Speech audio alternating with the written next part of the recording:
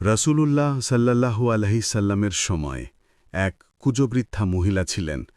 তিনি নবীজিকে খুব অপছন্দ করতেন।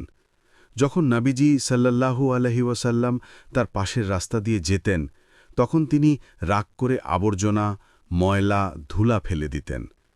একদিন নবীজি সাল্লাল্লাহু আলাইহি ওয়াসাল্লাম সেই রাস্তা দিয়ে যাচ্ছিলেন, কিন্তু দেখলেন আজ কোনো আবর্জনা পড়ছে না।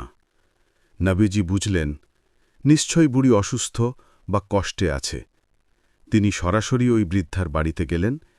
ভেতরে গিয়ে কোমল স্বরে বললেন, আপনি কেমন আছেন? আপনার খোঁজ নিতে এসেছি। বৃদ্ধা অবাক হয়ে জিজ্ঞেস করল, আমি তো তোমার সাথে সবসময় খারাপ ব্যবহার করেছি, তবুও তুমি আমার খবর নিতে এলে? নবীজি সাল্লাল্লাহু আলাইহি ওয়াসাল্লাম বললেন, একজন মুসলমান হিসেবে একজন প্রতিবেশীর খোঁজ নেওয়া আমার কর্তব্য। বৃদ্ধার চোখে পানি চলে এলো।